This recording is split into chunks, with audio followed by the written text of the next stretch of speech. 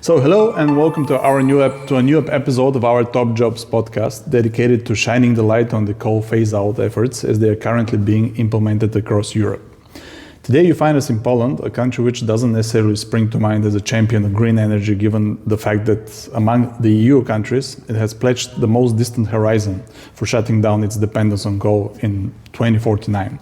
But we are here to show that the story is a little bit more nuanced and the different Polish regions have different relationship to this fossil fuel.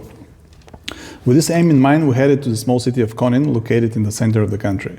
For a long time, this had been a place whose economy depended on the lignite found on its territory. Things, however, took a turn with the increasing cost of extracting and burning coal due to the carbon pricing system implemented in the European Union, in addition to depletion of the open pits here.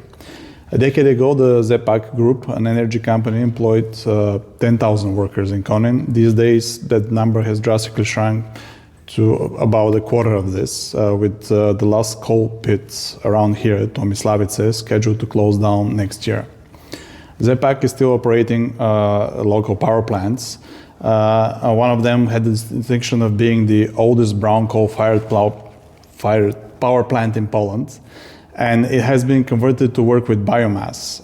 And while these are exciting developments from an environmental point of view, it still raises the question of what stands to happen to the former miners of Konin. To talk about the energy company's plans, we have with us Daniel Balинski, Just Transition Coordination at ZE PAK and Program Leader of Job After Coal Initiative, and Przemysław Piechocki, President of the Association of Social Cooperatives. The company has the initiative of this company has the aim of promoting professional activation and creating new job opportunities for people affected by the energy transformation. With this, we say hello to Daniel and Przemysław, and welcome to our podcast. All right, so where do we start? There's Konin and there's Eastern Wieluchopolska or Eastern Greater Poland as a region, as a just transition region. What are the just transition plans of the region, and is coal mining still active in some parts of this? All right, so the story began in 2020 when the management board decided to declare a coal exit in Eastern Wielkopolska, Greater Eastern Poland, to the end of 2029.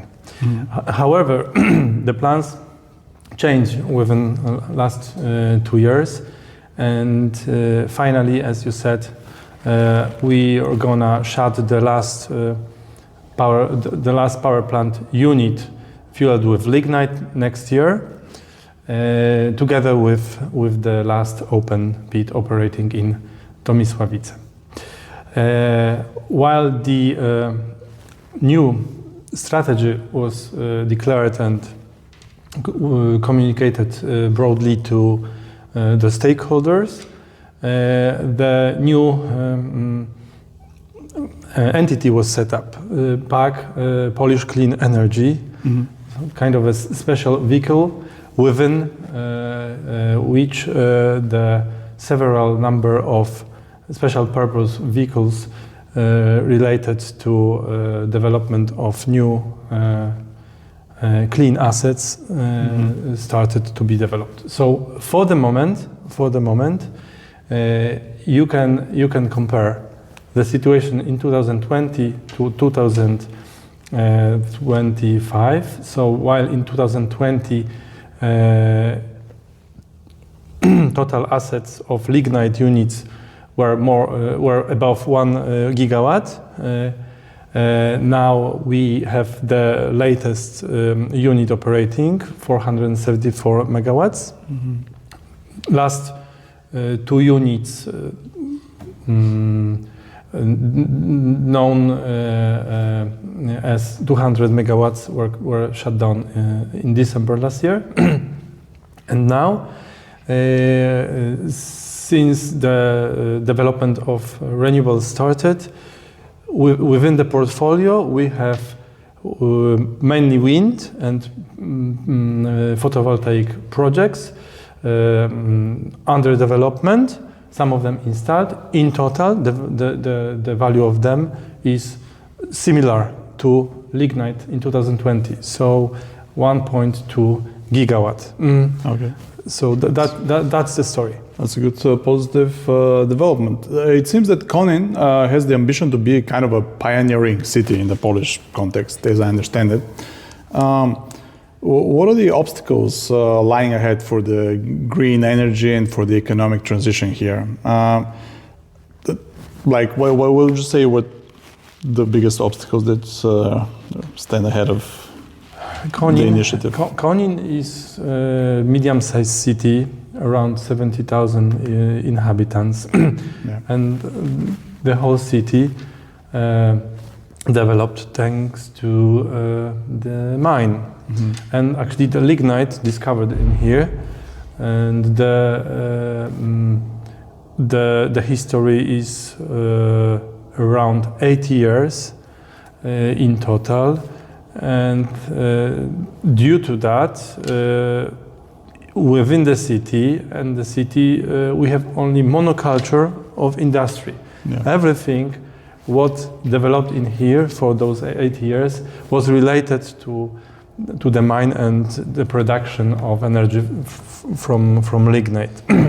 Therefore, now we have the really big challenge how to define the city after the coal. And what we are trying to do as the company is to trigger a bit the new jobs related to renewables. One of our companies, Isoleo, is responsible for photovoltaics. And for instance, while we were building the biggest, at that time in 2021, photovoltaic plant in Poland, it was built on the former open pits of Adamów power plant, and the mine closed in 2022. We are hiring people and trying to reskill our former workers working for the power plant in Adamów to help in installation of this farm, but also to work as individual installers while like serving to the just individuals, But the biggest challenge is what to do with the employees, what to do, how to support their future, referring to new job, and also the future to those who will not find jobs because they are too old. And speaking of the people, how did they even take this whole new concept, this just transition business idea? Like, was there acceptance or was there resistance in the beginning among the? As I understand, mining culture and traditions are very strong here. Like, there's even a festival of Santa Barbara, if I read something like that. So there's like a lot of pride around being a miner around here. So how did they receive the news about this upcoming? Everybody is afraid of change, and in this view, of course, the resistance was very heavy, and the people were afraid of change and the coal exit. However, that's maybe very important to underline. Nobody actually believe that the end will end and the company will stop operating. Although plenty of official communication of the CEO and the management, so as the company, nobody actually believe until the change personally harm the person. I see. However, of course, you can compare you can compare it to Silesia, for instance. When we are traveling to Brussels, we only with our trade unions. Nobody is striking. Nobody is crying. but we go there to find some solutions, constructive solutions that correspond to the needs of people, and we defined two of them. Yeah, first is the project Job After Call, so assisting people, our employees and their families in finding new job after the call, and second was the new regulation, actually prepared and adopted in Poland by the parliament and already implemented, started to be implemented last year, which was the regulation on social shields for people that are above some threshold, so above some average year, and will not find job, so will benefit from early, in brackets, early retirements. And thanks to the involvement of trade unions, actually it was their like social initiative, and then taken over by the government and adopted. We are the first company that is implementing this regulation, and this refers to employees of lignite mine sector and power plants. Similar regulation is operating in Poland for more than 20 years in Silesia, corresponding to workers in hard coal mining sector. And like you said,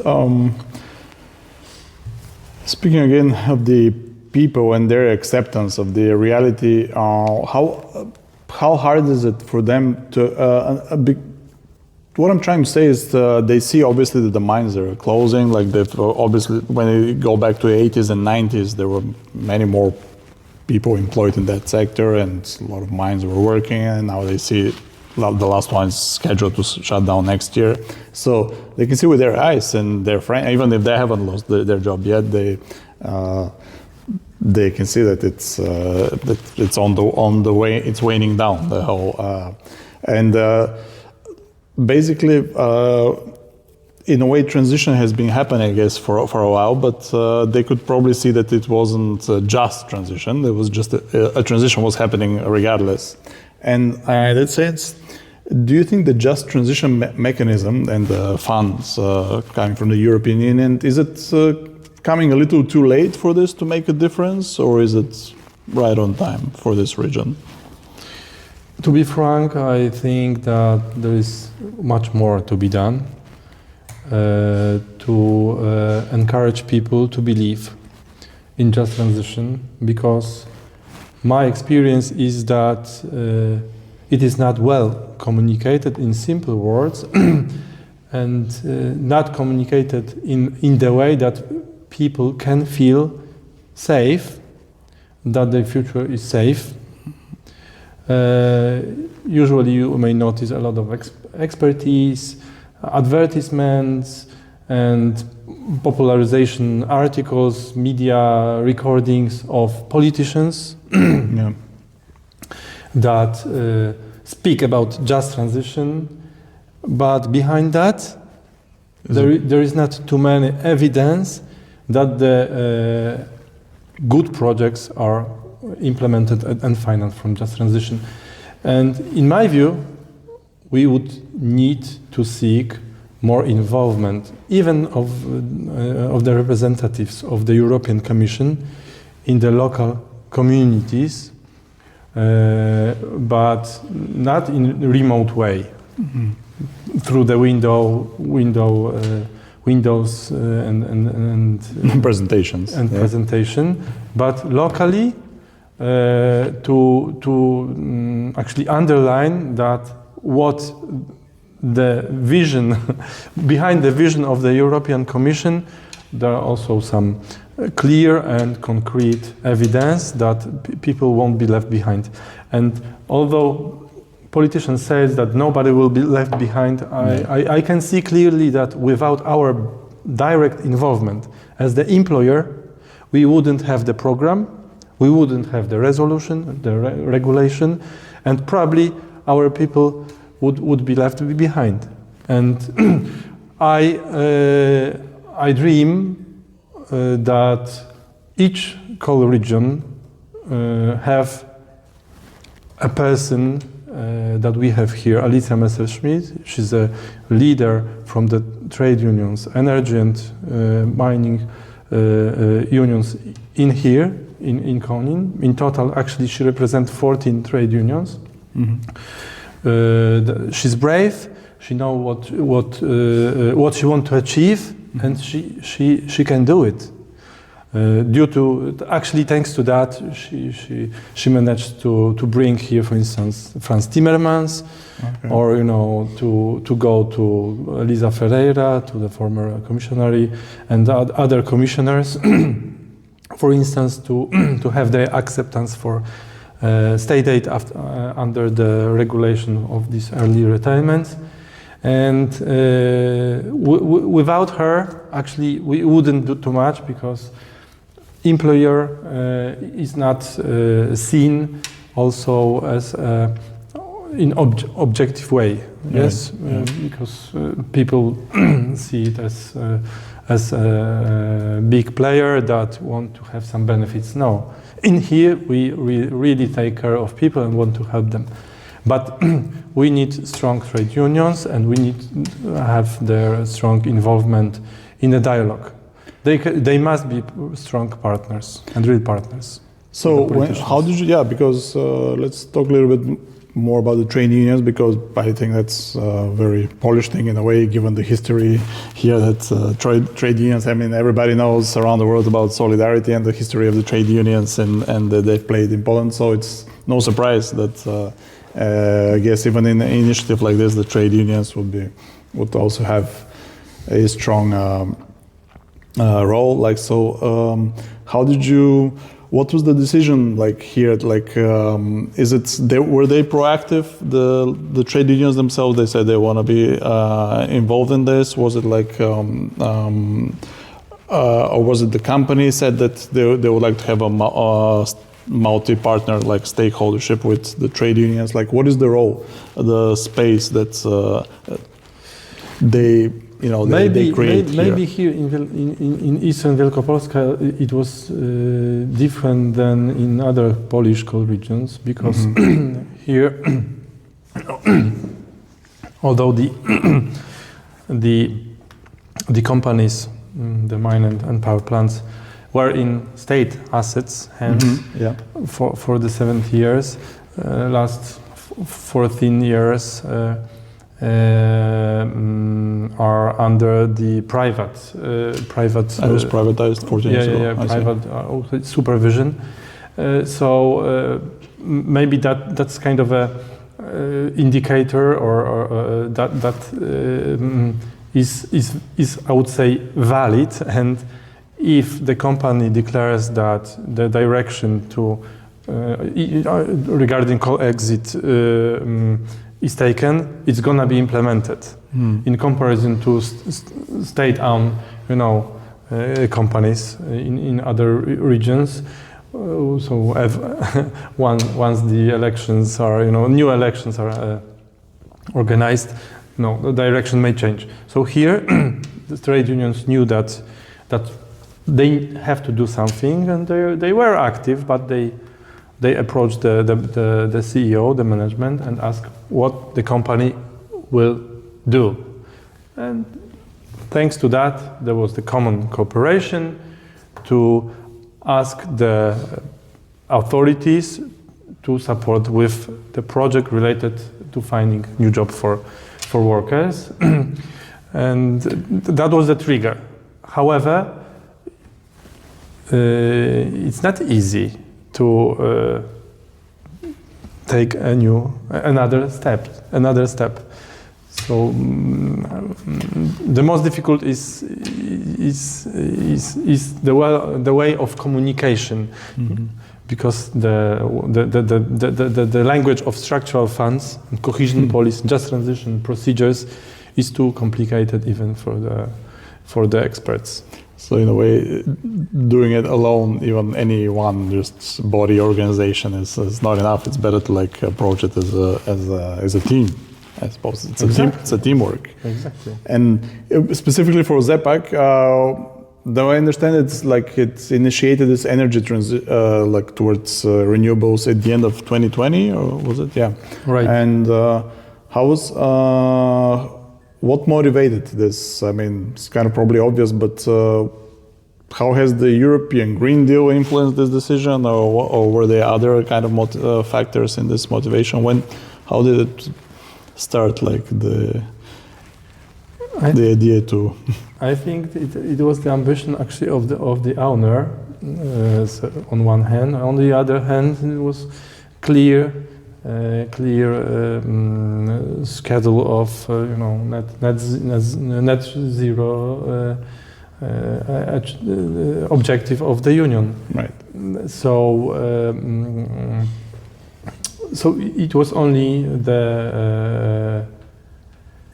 Actually, that's it. Yeah. Okay. And what are the critical milestones, in a way, of ZE PAK's plan to cease lignite electricity generation by 2030? As I understand, by 2030 you will completely end electricity produced with the help of lignite. Or is there even a goal to do it before that?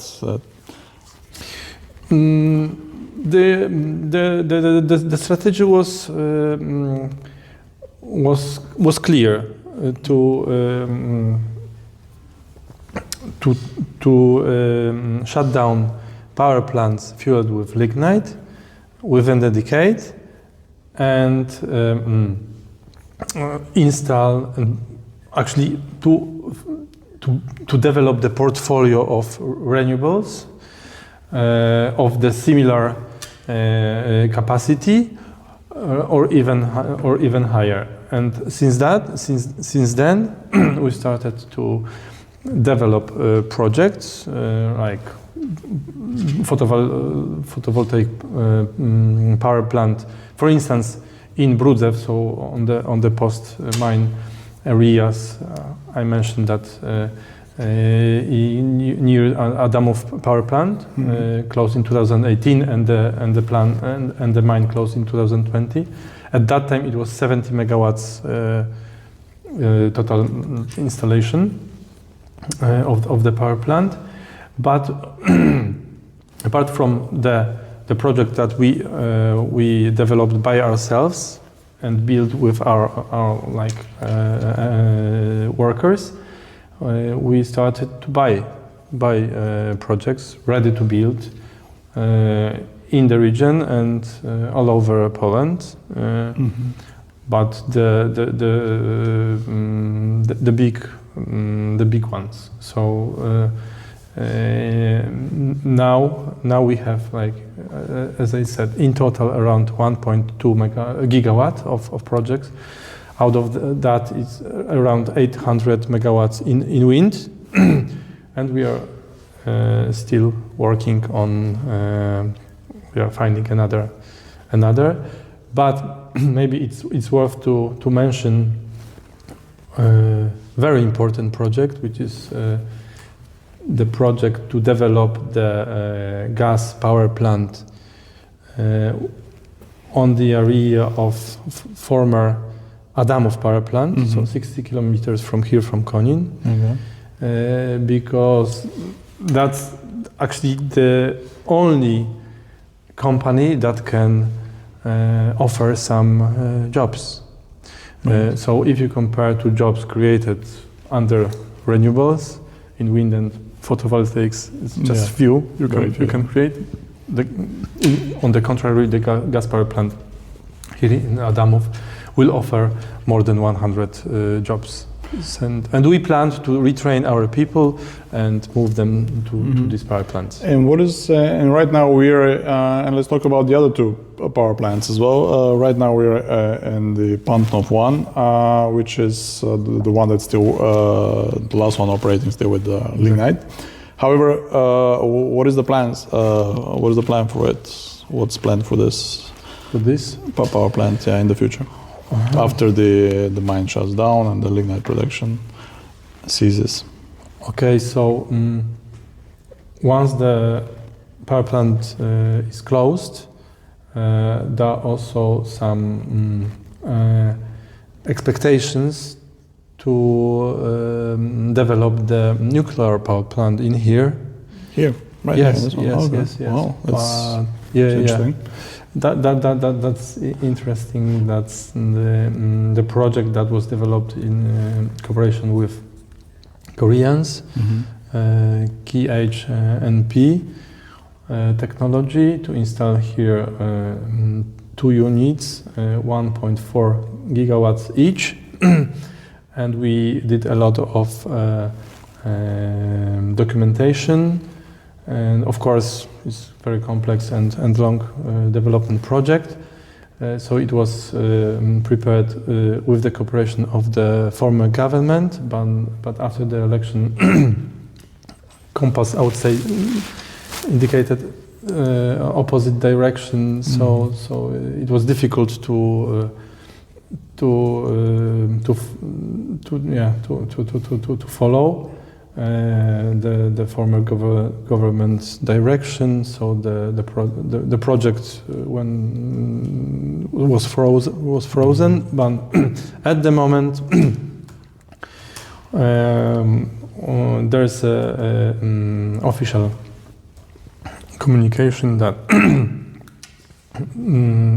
this project may be only developed if it is gonna be sold to state-owned national company. And regarding the other plant, the Conin plant, you mentioned that already 60% of its capacity is through biomass, or Yeah. Right? So yes, ZE PAK, formerly known as Zespół Elektrowni, so the complex of power plants, Pątnów in here, Adamów, I mentioned 60 kilometers from here, and Konin, operated within 3 power plants. So the second operating is in Konin. In power plant Konin, we have 2 units, 50 megawatts each, of biomass. One of them was reconverted from lignite 2 years ago. And apart from that, we have one electrolyzer, 2.5 megawatts, installed around 2 years ago and started to produce green hydrogen December last year. And the whole story is to develop the full chain of economy under the green hydrogen. So not only produce green hydrogen, and the plans are to increase the installation in Konin from 2.5 to around 50 megawatts of electrolyzers, to sell this green hydrogen to the cities. Actually, within the 30 stations all over Poland, located in main cities, but mainly as a purpose to sell the hydrogen to municipal transport entities, and together with the buses that we produce in Świdnik on the eastern border of Poland, where we have the small manufactory of Nesobus. That's the brand developed within the second capital group of the owner. And I'm curious specifically about the biomass, because you mentioned this is biomass that's kind of created from lignite. Or did I understand well? Yeah, because so one unit was reconverted from lignite to use biomass as the fuel to produce energy and the heat. Okay, so maybe I understood wrong. But then what is the biomass fuel itself made from? Biomass fuel? Yeah. It's certified to correspond to balance, the definition of balanced biomass, but it mainly used the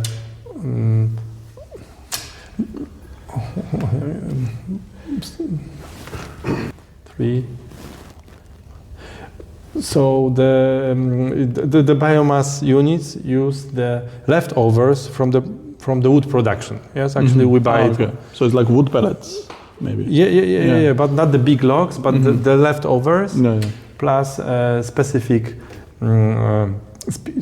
species of wood called willow. Willow. But only a small portion. I see. Okay. So now let's talk specifically about the job after call, the program that you're in charge of it. How does it aim to support the 2,500, I think, individuals that you're still employed in the energy sector here locally? So what is the and is it just them, or also does it include even more people beyond families or even people who have been employed before? Actually, what is the scope? Okay, so the scope, according to the application that was adopted and co-financed by Just Transition Fund, plus additional 30% of state budget that was added to the project by the Ministry of Funds and Regional Development. That's really important. We have 2,200 people to be supported within the project.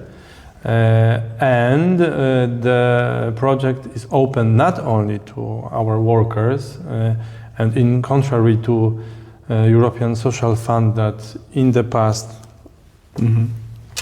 as a standard under reskilling project, was open only to the people that were laid off 6 months before they joined this kind of reskilling project. Right. We are open for former workers of our companies that were laid off since 1st January of 2018.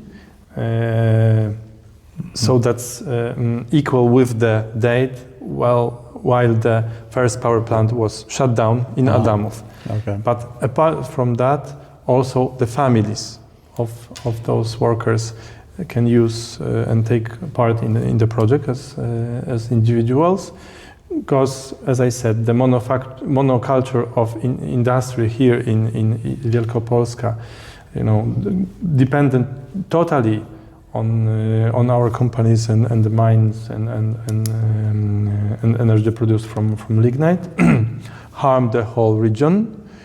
So while in total, as you said, 10,000 people like 10 years ago, to 2,500 people at the moment, and will lose their job soon.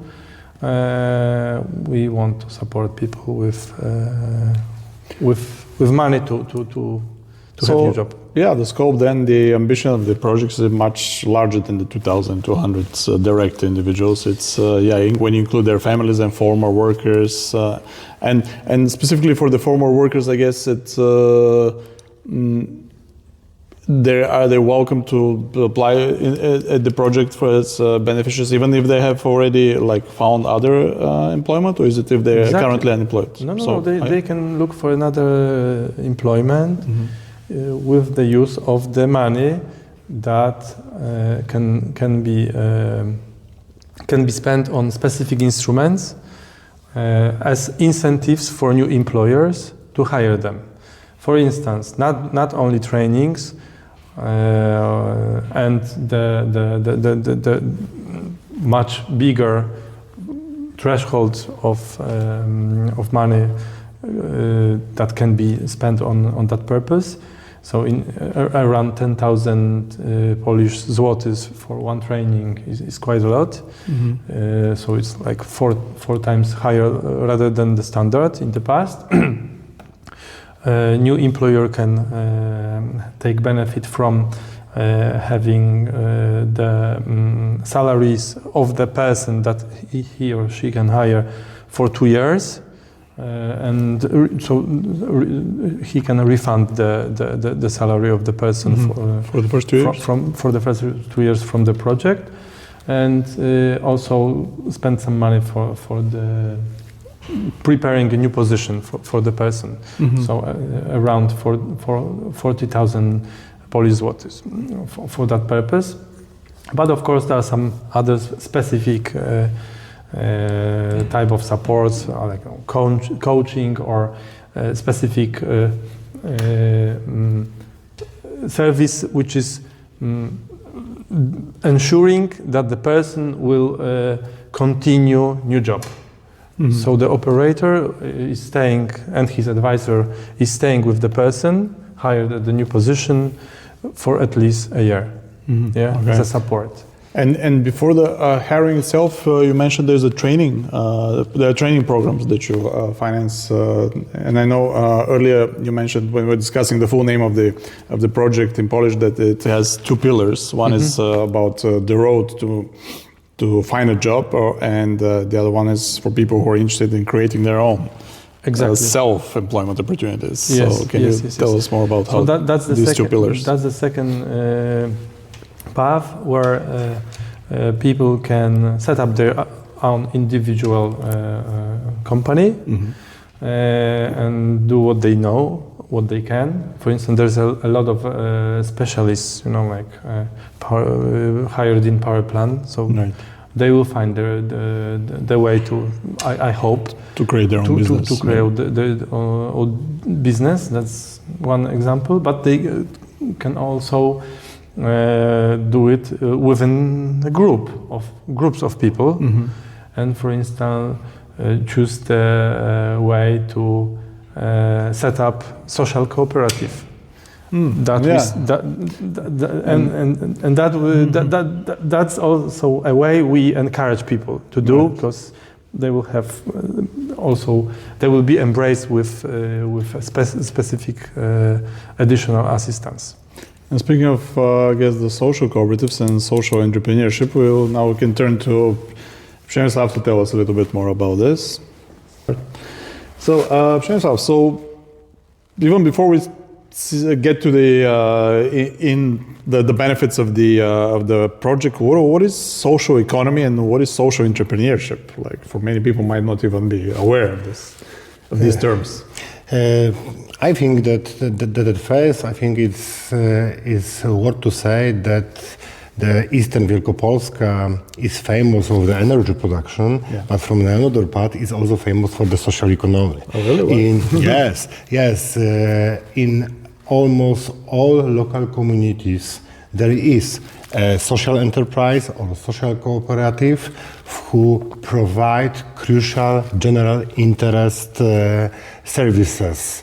So there is no problem with people here, also for the miners and people who work for ZE PAK, that they know what is the social economy because they daily get the service from them. Mm-hmm.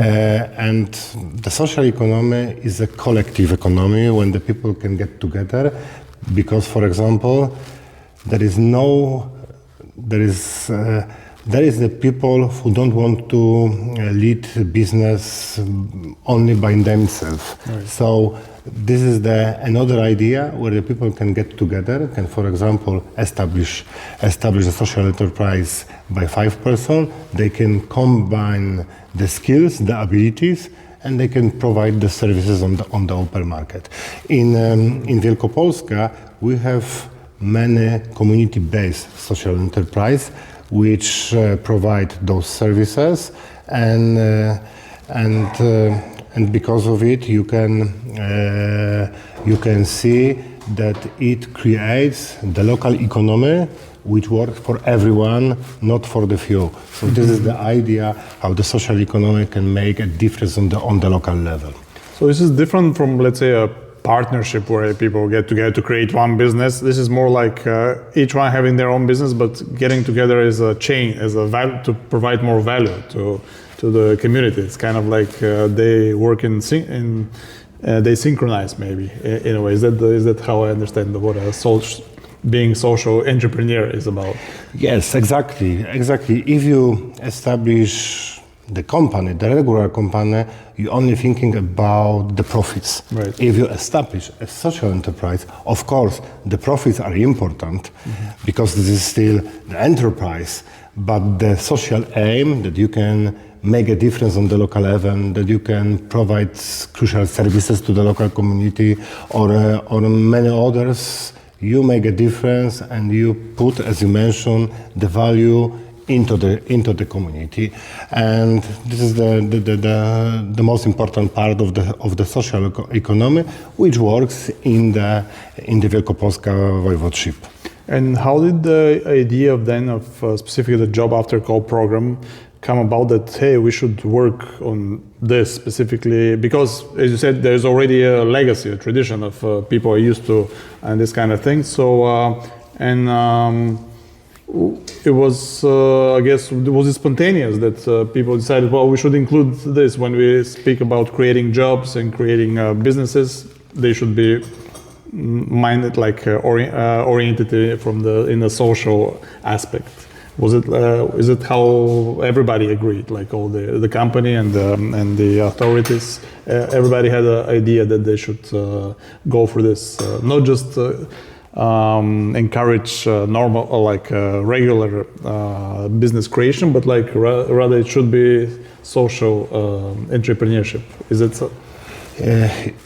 If you look into the social entrepreneurship in Wielkopolska, you would see that the local authorities play the crucial part. Mm-hmm. So this is the regular acceptance that the social economy can play the crucial part in the local communities. When we work in the local communities, we intertwined to each other, so we had an opportunity also to work with the miners, with the trade unions. And when we work together, when the idea of job after call has come, we've been invited by the leadership, by the trade unions, if we could also put the social entrepreneurship into this idea, because it's all about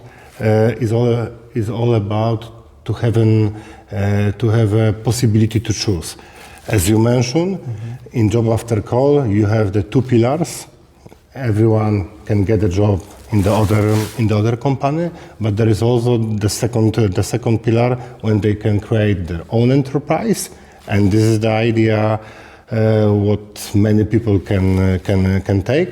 But there is also an idea, if we want to work together, if we want to work for the local community, if we want to change and use our knowledge, our experience to the local community, maybe you can consider the social economic entity.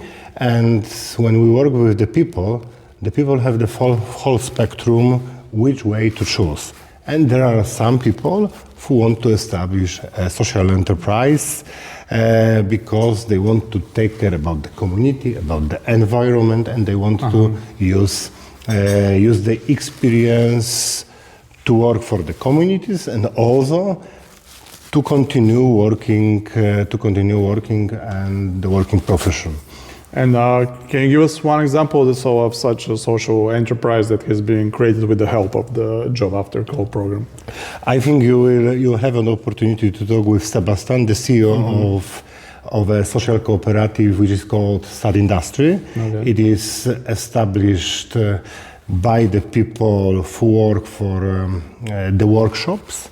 They were mechanics, the people who was in charge to keep all machinery, the industries working during excavation of the coal in the coal pits, in the lignite pits.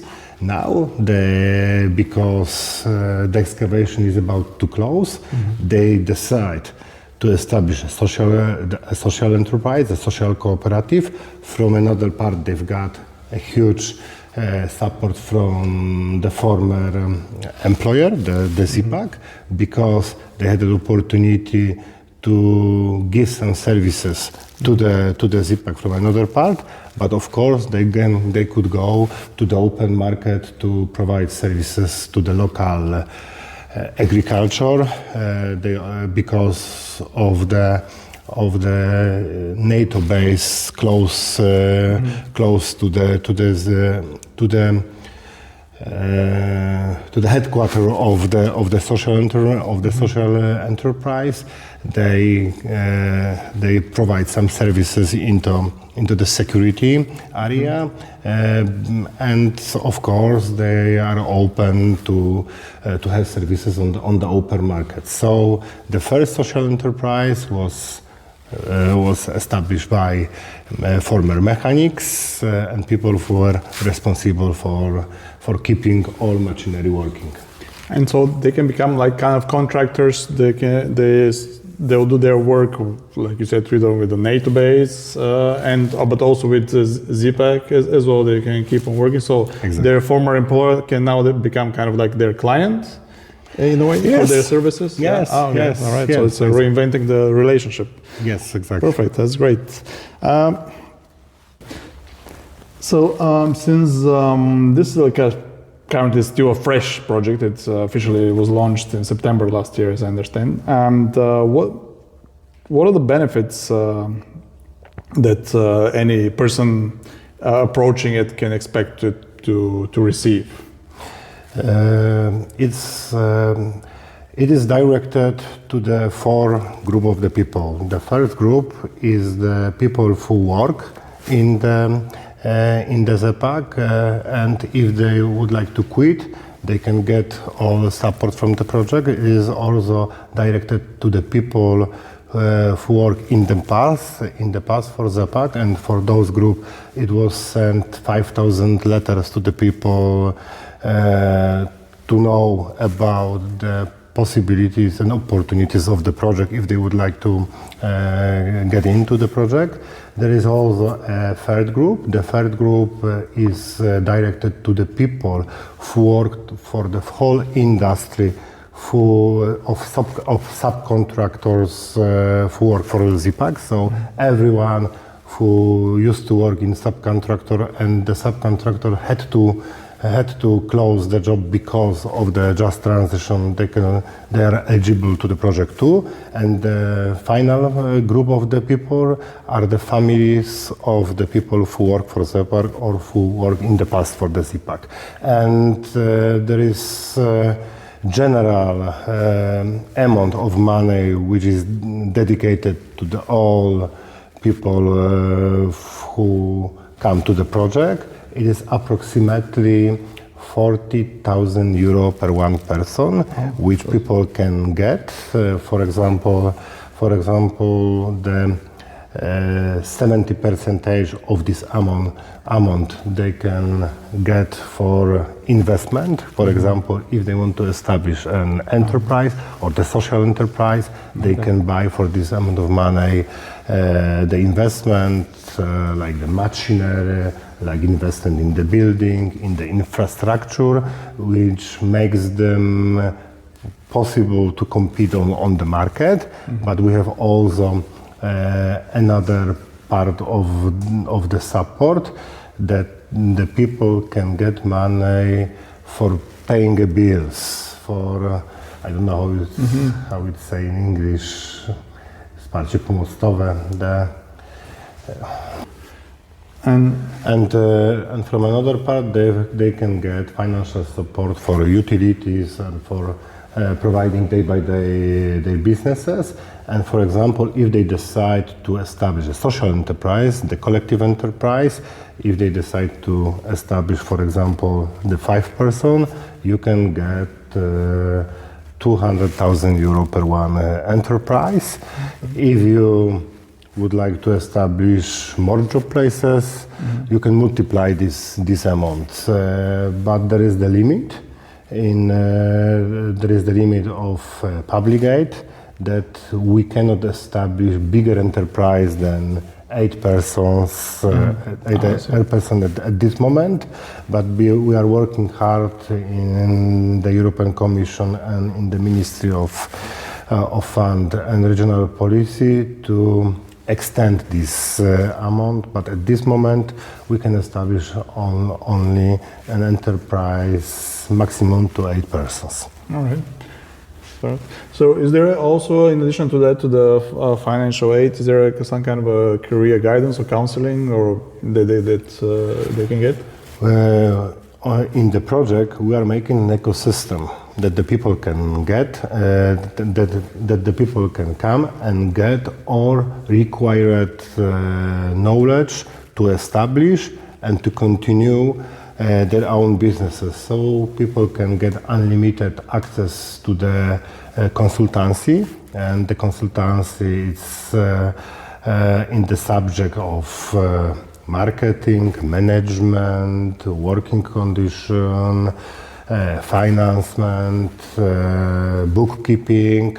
So wherever you need, if you want to establish an enterprise, you can get this from this project. So the people, but the difference between the other project of the European Union that is that the support doesn't end at the moment of establishing the enterprise. So if you establish enterprise, you can continue on support from the project. So the people can feel that they are not working alone, but they can rely on the support, whatever they need. We as a partners need to provide to them. Okay, Daniel, and basically, where you see this job after call program going in the future? What is its ambition and what is its deadline actually? Like, is in terms of? Okay, so the end of the project is June 2029. So the date of the actually expenditures that need to be like certified. Right. But we need to advance, and the timeline of the project actually need to adjust to the timeline of Colexit.